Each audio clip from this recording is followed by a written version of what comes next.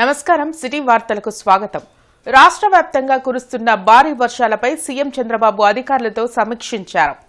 ఉండవల్లిలోని తన నివాసం నుంచి 8 జిల్లాల అధికారులతో వీడియో కాన్ఫరెన్స్ నిర్వహించారు. ప్రాణ ఆస్తి నష్టం జరగకుండా చూడాలని ఆదేశించారు. చెరువులు, వాగుల్లో నీటి ప్రవాహంపై నిరంతరం పర్యవేక్షణ ఉండాలన్నారు. ఇరిగేషన్, రెవెన్యూ అధికారులు సమన్వయంతో పనిచేయాలని తెలిపారు. అసెంబ్లీ సమావేశాల నిర్వహణకు సంబంధించిన నోటిఫికేషన్ విడుదలైంది. ఈ నెల 22 నుంచి అసెంబ్లీ సమావేశాలు ప్రారంభం కానున్నాయి. ఉభయ సభలను ఉద్దేశించి గవర్నర్ ప్రసంగం ఉంటుందని నోటిఫికేషన్లో పేర్కొన్నారు.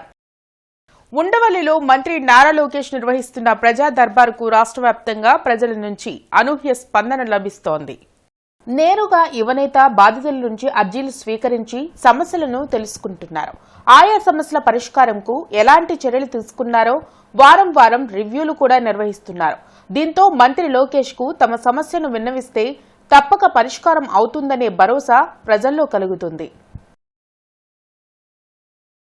టీడీపీ రాష్ట్ర కార్యనిర్వాహక కార్యదర్శి కనపర్తి శ్రీనివాస్ పుట్టినరోజు వేడుకలను నగరంలో ఘనంగా నిర్వహించారు.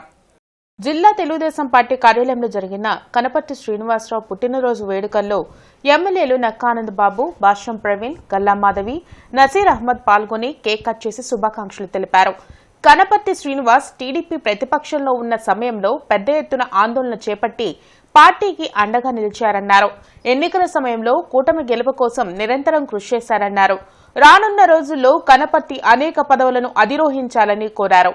కార్యక్రమంలో నగరాధ్యక్షులు డేగల ప్రభాకర్, జనసేన నాయకులు బోనబోయిన శ్రీనివాస్ యాదవ్, గాద వెంకటేశ్వరరావు, బీజేపీ జిల్లా అధ్యక్షులు వనమా నరేంద్ర కుమార్, పిల్లి మాణిక్యరావు, టీడీపీ కార్పొరేటర్లు పాల్గొన్నారు.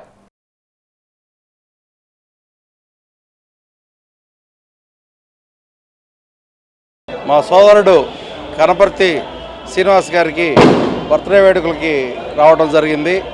వారికి ఈ సందర్భంగా జన్మదిన శుభాకాంక్షలు తెలియజేస్తూ వాళ్ళ రాజకీయ భవిష్యత్తు బాగుండాలని కోరుకుంటూ ధన్యవాదాలు. ఎప్పుడు కూడా నిజాన్ని నిర్భయంగా చెప్పడంలో ముందుండేవారు కనపర్తి శ్రీనివాసరావు గారు అని కూడా చెప్పుకోవచ్చు. మేము కూడా కొత్తగా వచ్చాము రాజకీయాల్లోకి. ఆయన నుంచి నేర్చుకోవాల్సిన విషయాలు ఎన్నో ఉన్నాయి. మాకు ఒక రకంగా స్ఫూర్తిదాయకులని కూడా చెప్పుకోవచ్చు. నిజాన్ని నిర్భయంగా చెప్పే విషయంలో, ఉన్నది ఉన్నట్టుగా వ్యక్తీకరించే విషయంలో ఆయన ఎప్పుడూ ఘనాపాటి అని చెప్పుకోవచ్చు. ఈరోజు ఆయన పుట్టినరోజు సందర్భంగా ఆయనకి దేవుడు ఆయురారోగ్యాలతో, అష్టైశ్వర్యాలతో దీవించాల్సిందిగా కోరుకుంటూ, ముఖ్యంగా సుదీర్ఘకాలం పాటు ప్రతిపక్షంలో ఉన్నప్పుడు అనేక ఉద్యమాలు చేస్తూ పోలీసులకు భయపడకుండా ప్రతి ఒక్క ఉద్యమంలో నేను సైతం అంటూ పెద్ద ఎత్తున కార్యరూపంలో పంచుకున్నటువంటి సోదరులు కనపర్తి శ్రీనివాస్ గారు రాబోయేటువంటి రోజుల్లో మరింత ఉన్నతమైనటువంటి పదవులతో పార్టీకి మరింత సేవలు చేస్తూ ముందుకు సాగాలని చెప్పి మనస్ఫూర్తిగా ఆయన్ని అభినందిస్తూ మరొకసారి హృదయపూర్వకమైనటువంటి జన్మదిన శుభాకాంక్షలు తెలుపుతూ, అట్లానే వారికి భగవంతుడు ఆయురారోగ్యాలు ప్రసాదించాలని, అట్లానే పార్టీలో కూడా మంచి భవిష్యత్తు ఉండాలని, మంచి పదవులు అలంకరించి ప్రజలకు సేవ చేయాలని చెప్పి కోరుకుంటూ మరొకసారి వారికి జన్మదిన శుభాకాంక్షలు తెలియజేస్తాం. మరి 45 సంవత్సరాల రాజకీయ చరిత్రలో 4వసారి ముఖ్యమంత్రిగా ప్రమాణ స్వీకారం చేసిన ఏకైక నాయకుడు చంద్రబాబు నాయుడు గారు. అలానే జనసేన అధినేత పవన్ కళ్యాణ్ గారు, బీజేపీ కూటమి ప్రభుత్వం ఇవాళ వైకాపాని మట్టుబెట్టడం జరిగింది. మేము ఇవాళ ఈ జన్మదిన వేడుకలు ఇంత ఘనంగా జరుపుకోవటానికి కారణం చంద్రబాబు నాయుడు గారు ముఖ్యమంత్రి అయ్యారు. ఆ సంతోషంతోనే ఈ సంతోషం కూడా పాలు పంచుకుందామన్న ఉద్దేశంతోనే మా కార్యకర్తలు కూడా కొద్ది భారీగా చేద్దామన్న ఉద్దేశంతోనే ఈ జన్మదిన ఏర్పాటు చేయటం జరిగింది. అలానే ఇక్కడికి నన్ను అభినందించడానికి వచ్చేసినటువంటి అందరికీ, ఎమ్మెల్యేలకి, మంత్రులకి, అలానే ఎంపీలకి, మా సహచర జెడ్పీటీసీలకి, అట్లానే నాయకులందరికీ కూడా పేరు పేరున ధన్యవాదాలు తెలియజేస్తా ఉన్నా. బంగాళాఖాతంలో ఏర్పడిన అల్పపీడన ద్రోణి బలపడుతోంది. దీని ప్రభావంతో రాష్ట్ర వ్యాప్తంగా పలుచోట్ల భారీ నుంచి అతి భారీ వర్షాలు కురుస్తున్నాయి. మరో 2 రోజుల పాటు వర్షాలు పడే అవకాశం ఉంది. లోతట్టు ప్రాంత ప్రజలు అప్రమత్తంగా ఉండాలని అధికారులు హెచ్చరించారు. విజయవాడ కనకదుర్గమ్మ శాకాంబరి దేవిగా భక్తులకు దర్శనమిస్తున్నారు. ఆషాఢ మాసంలో నిర్వహించే శాకాంబరి ఉత్సవాల్లో భాగంగా వివిధ కూరగాయలతో అమ్మవారిని అలంకరించారు. 3 రోజుల పాటు ఈ ఉత్సవాలు జరగనున్నాయి. అమ్మవారిని దర్శించుకునేందుకు వివిధ ప్రాంతాల నుంచి భక్తులు తరలివచ్చారు.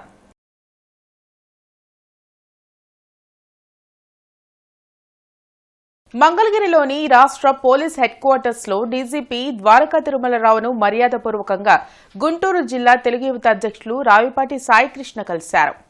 గత 5 ఏళ్లలో టీడీపీ, జనసేన, బీజేపీ శ్రేణులపై పెట్టిన అక్రమ కేసులపై విచారణ జరిపి వాటిని తొలగించాలని కోరారు.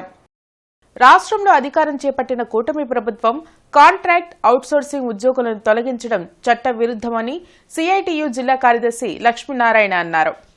జిల్లా సిపిఎం కార్యాలయంలో లక్ష్మీనారాయణ మీడియాతో మాట్లాడుతూ కూటమి ప్రభుత్వం అధికారంలోకి రావడంలో కాంట్రాక్ట్ అవుట్సోర్సింగ్ ఉద్యోగులు, కార్మికుల పాత్ర కూడా ఉందన్నారు.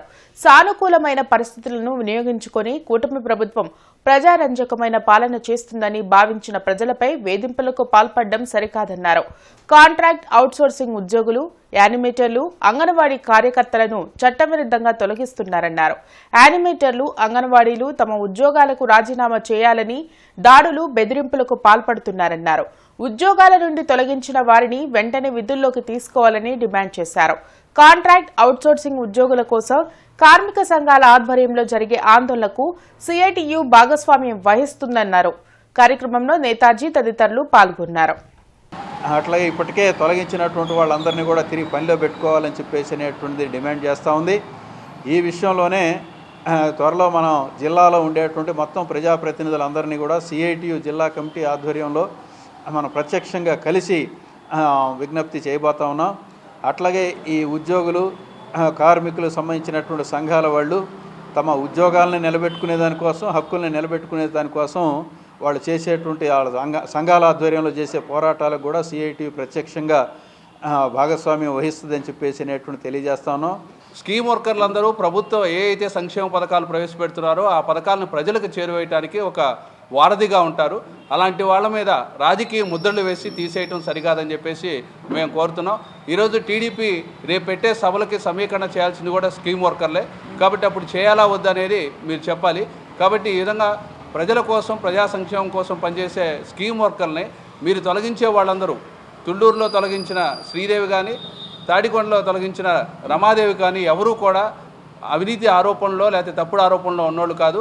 మీ వాళ్ళు కావాలి, మా పార్టీ గెలిచింది కాబట్టి మా పార్టీ వాళ్ళని పెట్టుకోవాలనే ఉద్దేశంతోనే మీరు చేస్తున్నారు. ఈ రాజకీయ వేధింపులు సరైనవి కాదు. పండరీపురంలోని శ్రీ షిరిడి పుణ్యక్షేత్రంలో 30వ గురు పౌర్ణమి మహోత్సవాలు వైభవంగా కొనసాగుతున్నాయి. ఇందులో భాగంగా నిర్వహించిన సాయి సహస్రనామ పూజల్లో భక్తులు విశేషంగా పాల్గొన్నారు. సకల శుభాలు కలగాలంటూ బాబాను వేడుకున్నారు. ఈ నెల 21న గురు పౌర్ణమి సందర్భంగా ఆలయంలో ప్రత్యేక పూజలు జరుగుతాయని ఆలయ కమిటీ సభ్యులు తెలిపారు. ఓం శ్రీ సాయి అచల దేవతరాయ నమః.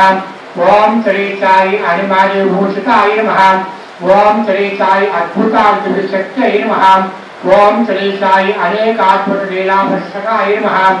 ఓం శ్రీ సాయి అమృతాయ నమః. ఓం శ్రీ సాయి అక్షయ గర్భాన్వితాయ నమః. ఓం శ్రీ సాయి అనగానందాయ నమః. ఇవి ఇప్పటివరకున్న వార్తా వివరాలు. మరికొన్ని వార్తా విశేషాలతో మళ్ళీ కలుద్దాం. అంతవరకు సెలవు. నమస్కారం.